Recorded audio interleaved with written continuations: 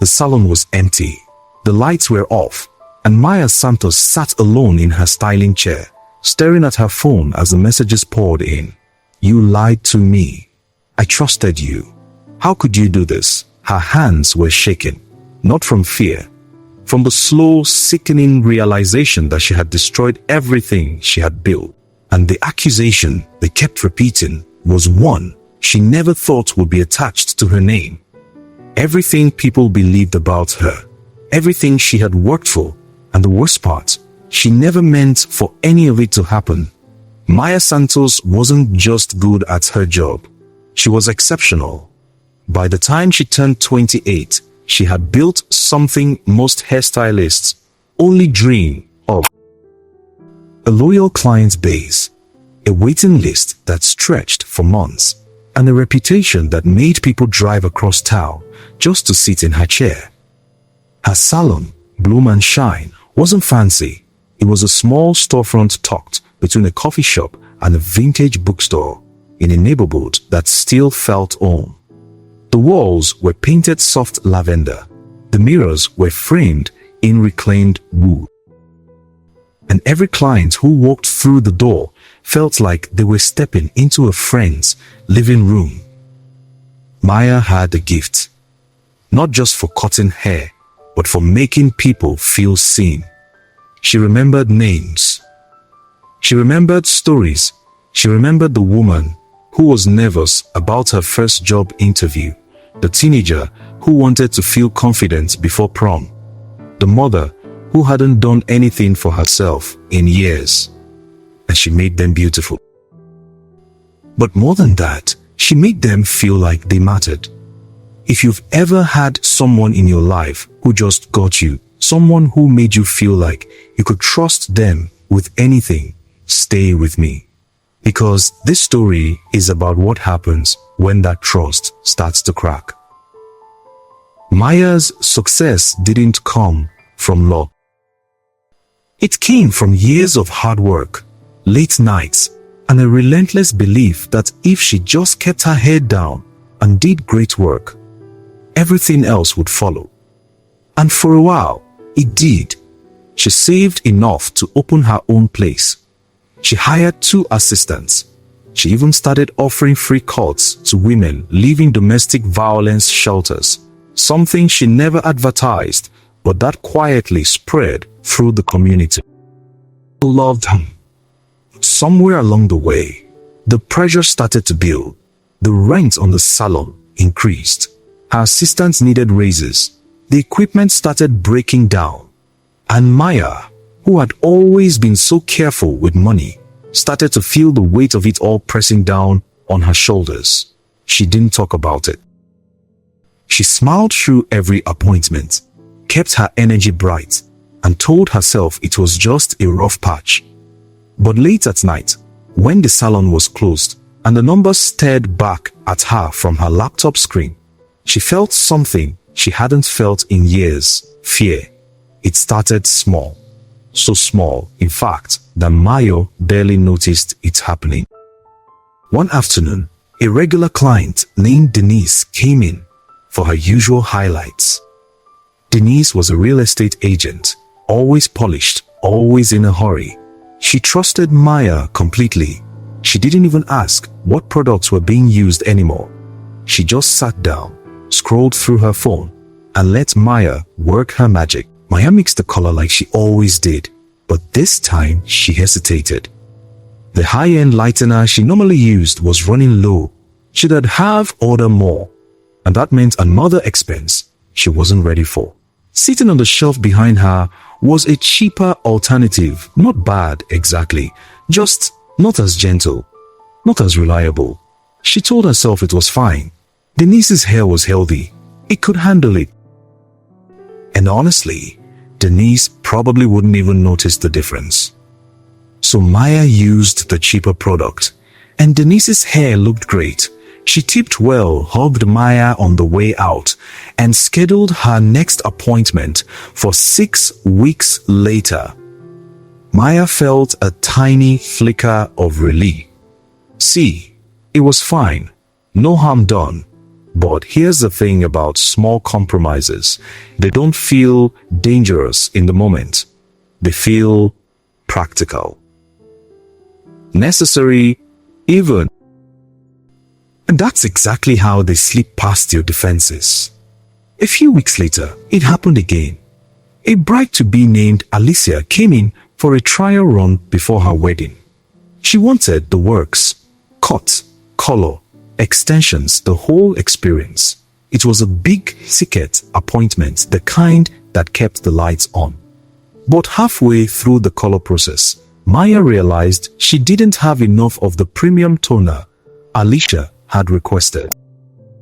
She could run to the supply store, but that would take an hour.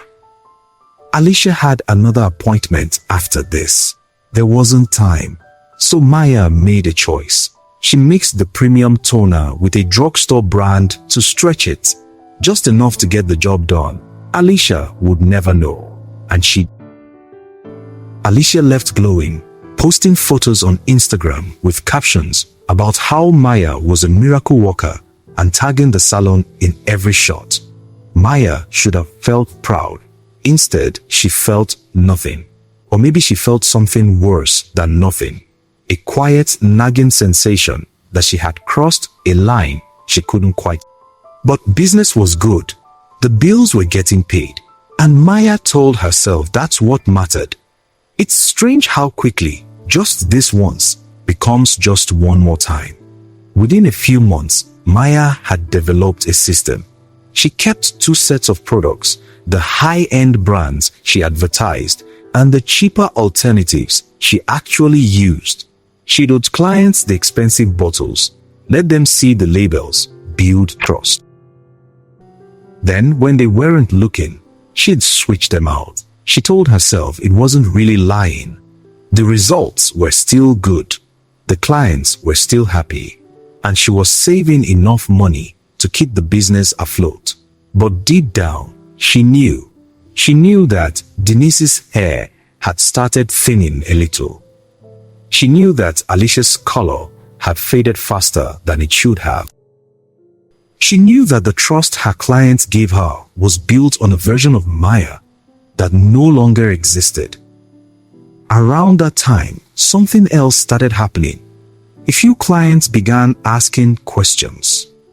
Did you change brands? My hair feels different than last time. Maya laughed it off every time.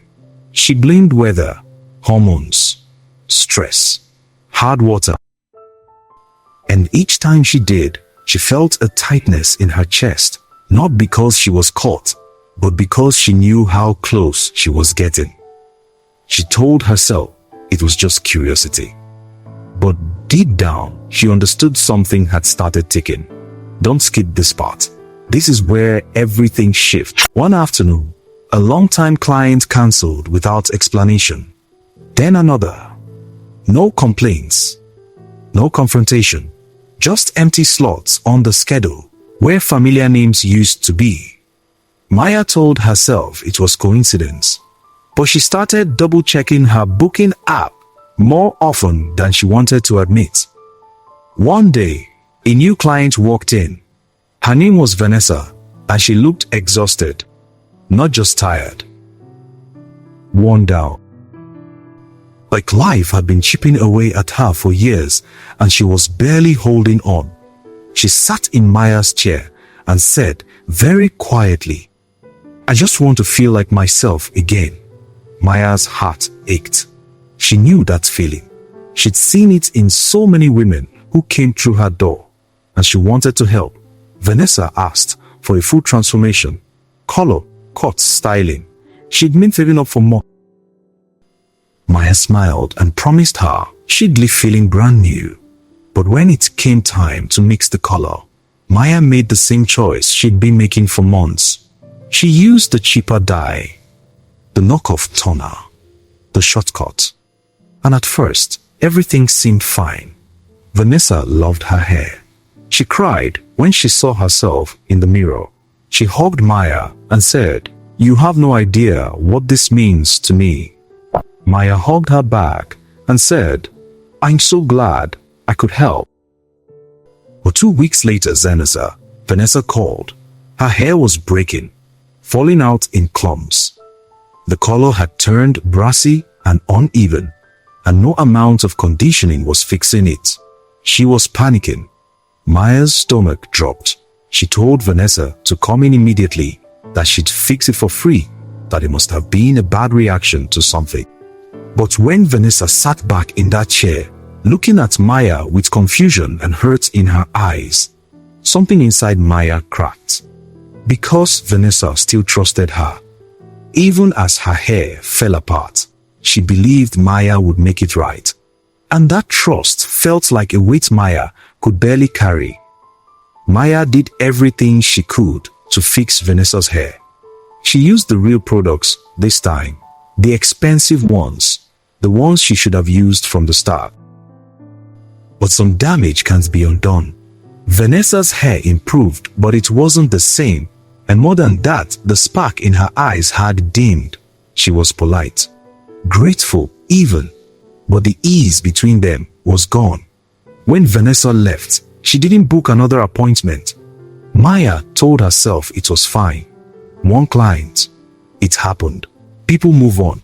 But Vanessa didn't just move on. She talked, not loudly, not publicly, but she mentioned it to a friend.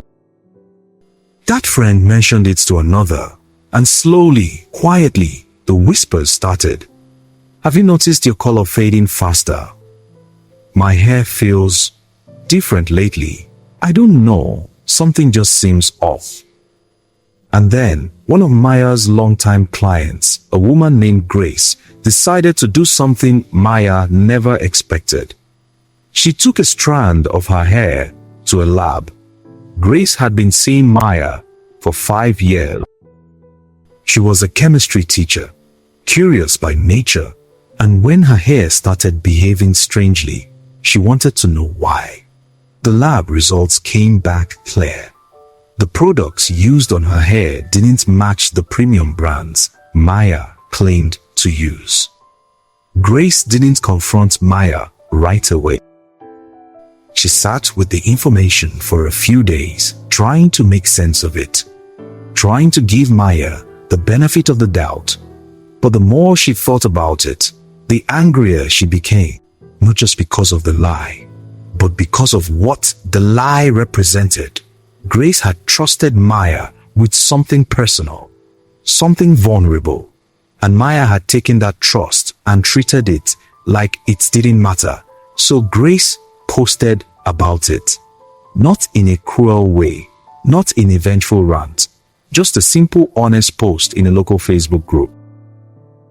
I've been going to Bloom and Shine for years, and I recently found out the products they've been using aren't what they advertise. I'm really disappointed. If you're a client there, you might want to ask questions.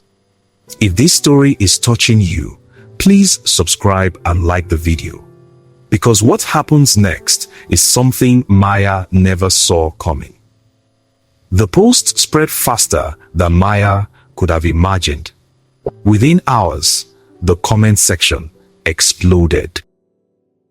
Other clients chimed in with their own suspicions. Screenshots were shared, questions were asked, and Maya's phone started ringing. At first, she tried to explain. She apologized. She offered refunds. She swore she'd make things. But trust, once broken, doesn't repair easily. Some clients were understanding. Some were furious, and some just quietly removed their appointments from the books and never came back. The local news picked up the story, not as a major scandal, but as a cautionary tale. Local salons accused of misleading clients. Maya's name was attached to words like dishonest, unethical, fraudulent. And the worst part, she couldn't even argue. Because it was true, her assistants quit. They felt betrayed too. One of them had been telling her friends to book with Maya, vouching for her character, her integrity. Now she felt like a f***. The salon that had once been booked solid for months started to empty out. The waiting list disappeared. The phone stopped ringing, and Maya sat alone In that lavender, painted room, surrounders and the chairs and the dream she had built, watching it all crumble. She thought about the moment it started. That first time she switched out Denise's lightener. How small it seemed, how harmless. She thought about all the choices that followed, each one a little easier than the last, each one pulling her further from the person she used to be. And she realized something that made her chest ache. She hadn't lost everything in one dramatic moment. She had lost it slowly, one compromise at a time, one shortcut, one lie, until there was nothing left. Maya closed, bloomed, and shined 3 months later. Not because she was forced, but because she couldn't look her clients in the eye anymore. She sold the equipment, paid off what she could, and walked away from the business she had poured her heart into. Some people said she got what she deserved. Others felt sorry for her. A few even reached out, offering quiet support. But Maya didn't want pity. She wanted to understand how she had become someone she didn't recognize. She started seeing a therapist. Not because she thought it would fix anything, but because she needed to make sense of the wreckage. And slowly, painfully, she began to see the pattern, the fear that had driven her, the pressure to succeed, the belief that cutting corners was the only way to survive. She had told herself she was doing what she had to do. But the truth was simpler and harder to swallow. She had chosen greed over integrity, convenience over character. And she had convinced herself it didn't matter because no one would know. But someone always knows, even if it's just you. A year later, Maya got a job at a corporate salon chain. It wasn't glamorous. She didn't have her own space. She didn't set her own hours. But she showed up every day, did honest work, and slowly started to rebuild something. She thought she'd not started to rebuild something. She thought she'd lost forever her sense of self. One afternoon, a young stylist approached her during a break. "Can I ask you something?" The girl said, nervously. "I have heard people talk about you." "About what happened?" "And I guess I want to know, do you regret it?" Maya looked at her for a long moment. "Every single day," she said quietly, "but not for the reason you might think." The girl frowned. "What do you mean?" Maya took a breath. "I regret it because I knew better. I knew what I was doing was wrong. And I did it anyway.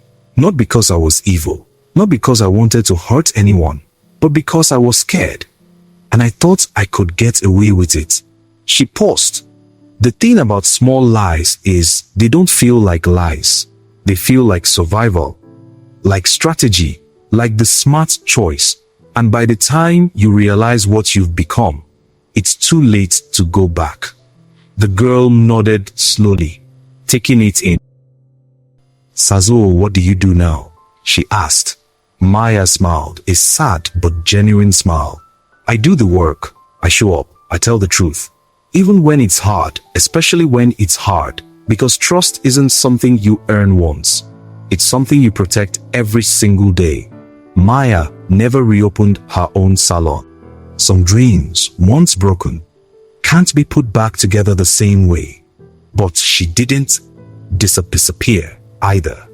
She became known, quietly, as someone who had learned the hard way what integrity really costs. She mentored young stylists. She spoke at small business workshops. She shared her story, not as a cautionary tale to scare people, but as a reminder. Success without character is just a house built on sand. And when the tide comes in, it all washes away. Here's what Maya learned. And maybe what we all need to remember: greed doesn't always look like greed. Sometimes it looks like practicality, like efficiency, like doing what you have to do to survive. But every time you choose the shortcut over the right path, you lose a piece of yourself, and you don't get it back. Trust is fragile. It takes years to build and seconds to destroy. And once it's gone, no amount of apology or explanation can fully restore it. The people who trust you aren't just clients or customers or numbers on a spreadsheet. They are human beings who gave you something precious, their belief that you will do right by them. And when you betray that belief, even in small ways, even with good intentions, you betray a part of yourself too. Maya's story isn't about a villain who got caught. It's about a good person who made bad choices, who let fear and pressure erode her values, who thought she could compromise just a little and still stay whole. But integrity doesn't work that way. You're either honest or you're not. You either protect the trust people give you or you don't. There's no middle ground. So, here's the question Maya had to answer. And maybe the question we all have to answer. What are you willing to sacrifice for success? And when the cost becomes too high, will you have the courage to walk away? Because in the end, the only thing you truly own is your name, your reputation, the way people remember you, and no amount of money, no shortcut, no clever compromise is worth losing that. Maya learned that the hard way, but you don't have to. The choice, as always, is yours.